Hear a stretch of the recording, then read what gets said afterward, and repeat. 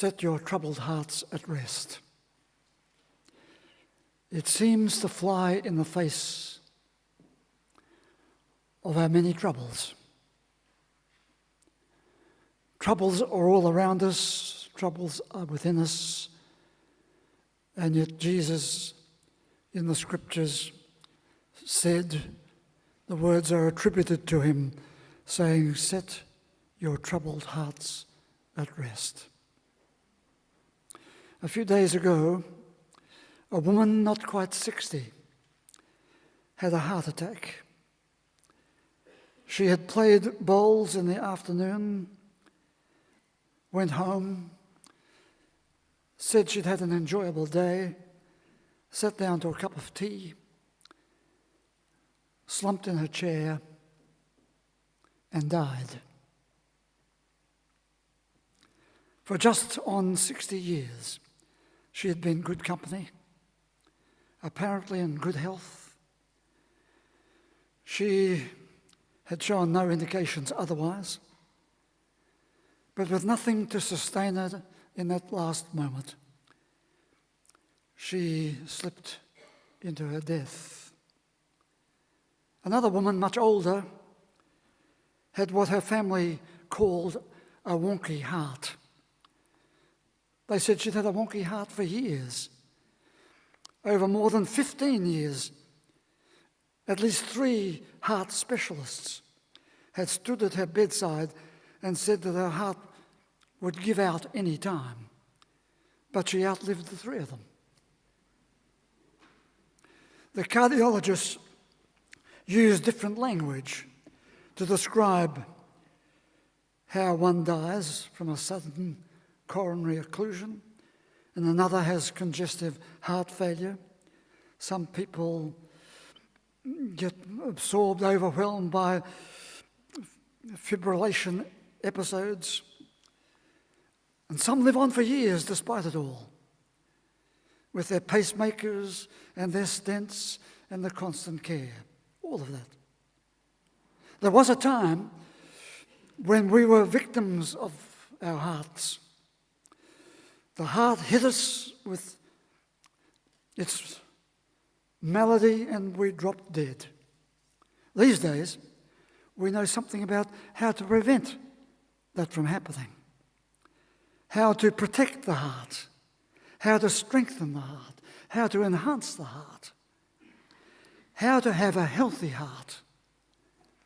But then we collide with these other experiences, the grieving heart, the anxious heart, the empty heart, the lonely heart, the broken heart, the troubled heart. Set your troubled hearts at rest, he said. In my previous 2 addresses, I've spoken about ways to heal the mind. In this address, I asked this other question: is it possible to heal the heart? It is a very complex question, not least because the heart is closely bound up with the mind. The heart beats differently when we're loaded with fear and anxiety. The heart and the mind are tangled together with our troubled memories. The heart and the mind find a common voice when the person is carrying too much pain. One says, "We can never get over this." Our hearts will ache till the day we die. Some hold on to their anger towards others without realizing how that anger has burrowed its way into our hearts, into our lifestyle, into our future health. Is it anger towards others? Is it also a loss of kindness and caring for ourselves? Or is it that life itself did not unfold as we wanted, as we hoped, as we needed, as we demanded? And so our heart carries this load of discontent. And the mind conceals the extent of our emotional pain.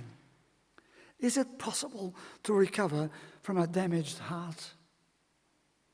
The cardiologists and the surgeons and the physiotherapists have shown that some damaged hearts, some diseased hearts, can certainly recover.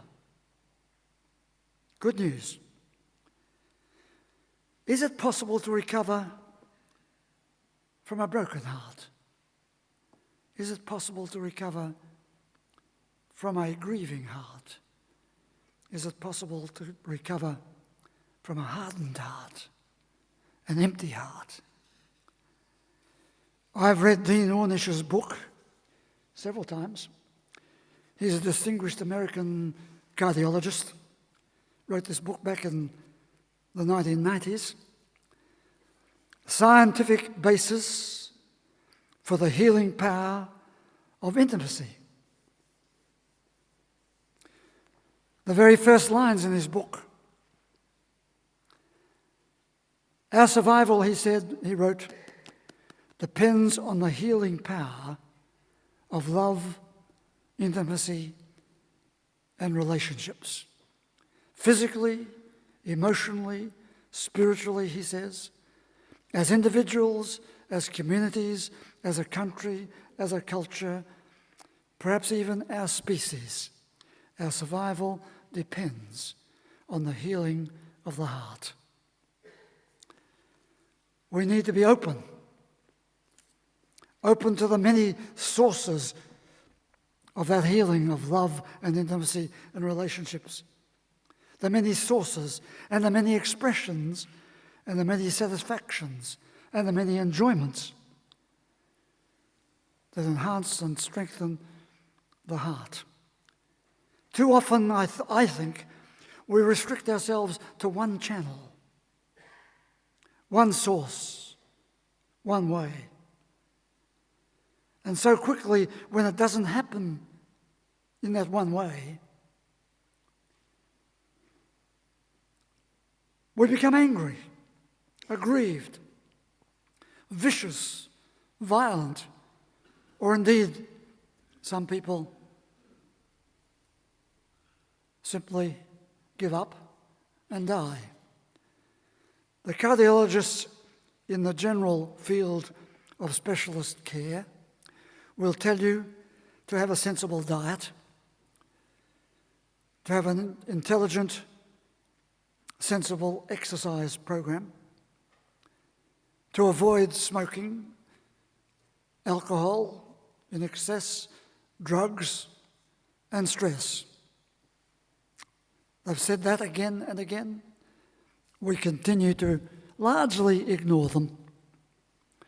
The psychological specialists will tell you about the practice of good management of past events, good management of your negative emotions, negative experiences, how to develop avenues of enjoyment, how to build good relationships, how to find enriching, low-stress activities. Both specialties will encourage you to be aware of the secret killers, the sudden heart attack,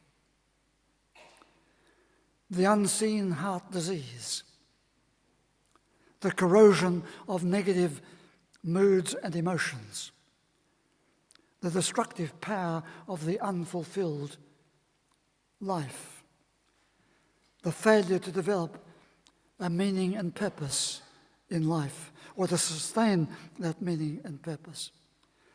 There are many negative powers at work around us and in us, and they can be very subtle, very powerful. They can kill us.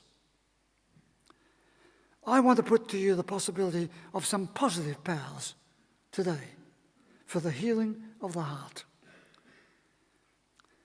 Positive powers that you can tap into and develop and own as yours, your very own. I know that you can easily say, oh, I can't do that, I can't do that. I'm going to put several in front of you.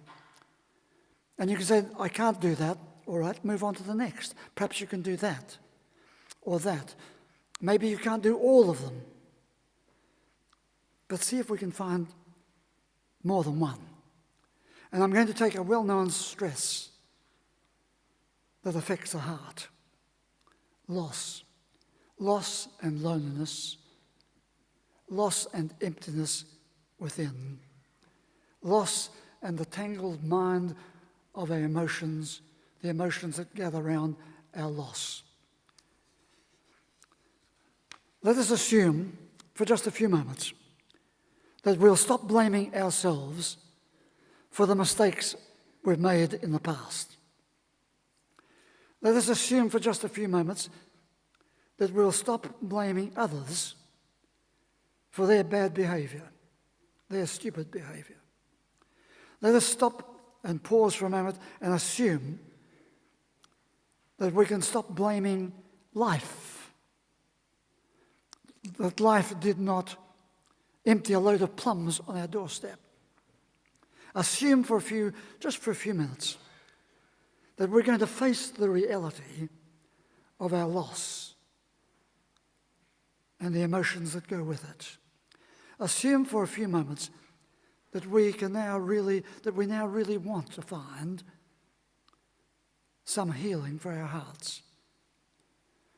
I say that carefully because I think, although we all want to find some healing for our heart, we act as if we don't want to find it. We act as if we're on the side of the destructive powers of our life, or of life generally, instead of saying, no, I really want to heal the heart. Now, you've seen many people say, we can never get over this. Well, of course they won't get over it if they give that kind of statement on themselves. But supposing today we say, no, we really want to heal the heart. What do we do? I'm going to put several things in front of us. We need to discover the power of a new affection. If you've lost your dog, is it possible to find a new affection in another dog or another object or another experience? If it's a person that you've lost, is it possible to find a new relationship? Discover the expulsive power of a new affection. Number 2, discover the softening power of other experiences. You can get stuck with this one experience, but look for other experiences.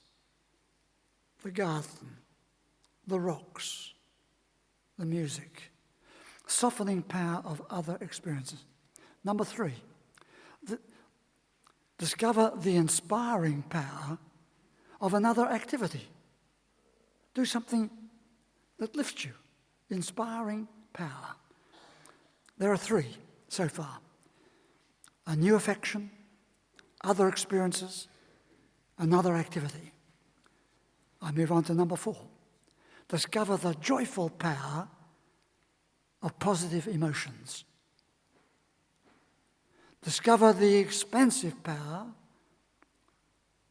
of a sense of belonging. Discover the holding power of being valued and being of worth. Did you get those? Positive emotions, sense of belonging, sense of worth. I go on. I'm purposely putting a lot of things in front of you, like dropping a load of plums on your doorstep. You can't take them all, I know that, but select. Know that there are these things available to us. The strengthening power of affirmations. Yes, we can. Yes, I will. Yes, yes, yes. Say yes, yes. The releasing power of leaving some things behind and being free to start something new beginnings. The releasing power. The reassuring power of seeing a place for grace and goodness and God in human existence. the identifying power of empathy. Empathy. A kindly feeling towards others. The quieting power of a contented heart. And the joyful power of a grateful heart. You can't remember them all, but I want you to know that they're there. The truckload of plums are landing on your doorstep, and you can select. I'm going to go back over them again in a few moments. There are 12 of them I've put to you. 12. You can't possibly take 12 with you. But 12 things. The abundance of life. These 12 assertions have affected my life with different intensity at different times. But always I knew that they were right.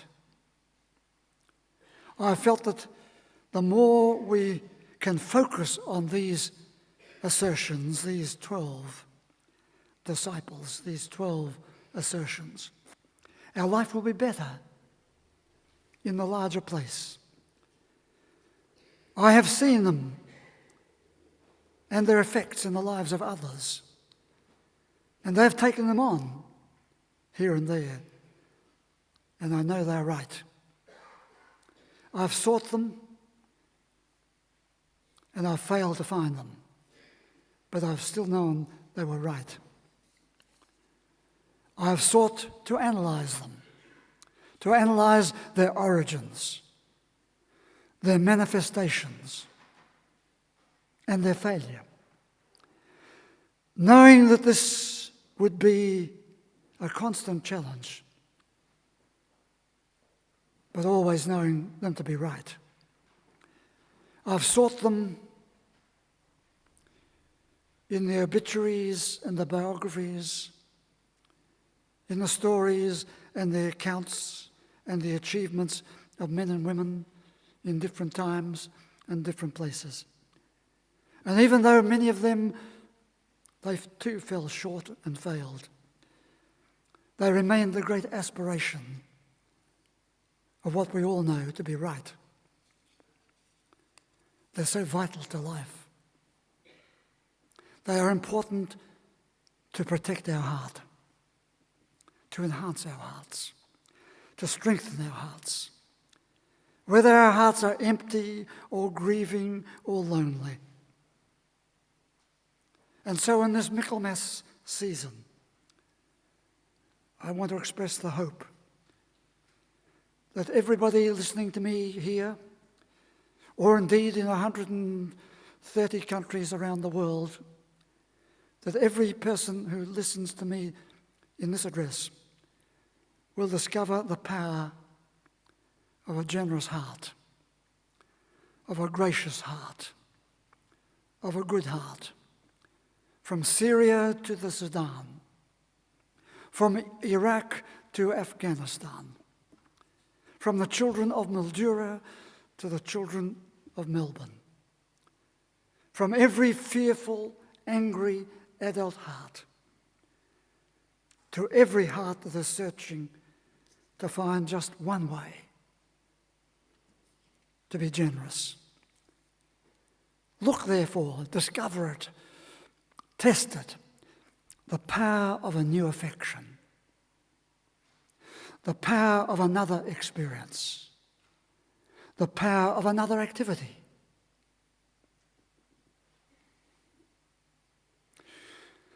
The power of positive emotions, the power of a sense of belonging, the power of being valued and being of worth. First three, the second three. Here are three more. The power of strong affirmations, the power of a new beginning, the power of empathy and kindness. And three more. of a place of grace and goodness and God in life.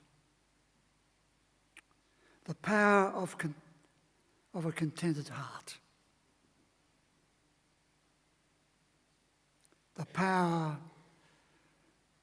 The joyful power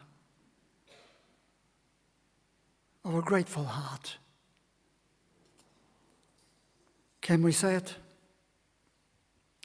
Let not your hearts be troubled. There's a load of plums landing on your doorstep, expressed in these 12 discoveries. You can pick any one of them, or all of them, or 2 or 3. But they all tell us again and again that your heart, your troubled heart, can be healed. Would you please stand?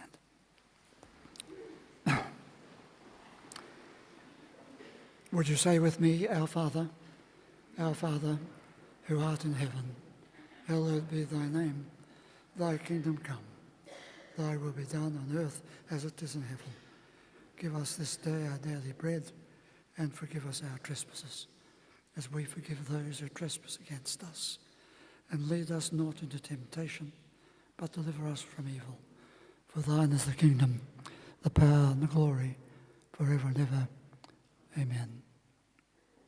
And the blessing is also an expression of the goodness of life. That's what a blessing is, really. May the God you see in all the colours of creation arouse in you a sense of awe and wonder. May the God who is a sacred presence be real to you. May the God who is a source of inspiration and courage keep calling you forwards. May your God go with you and bless you today and always.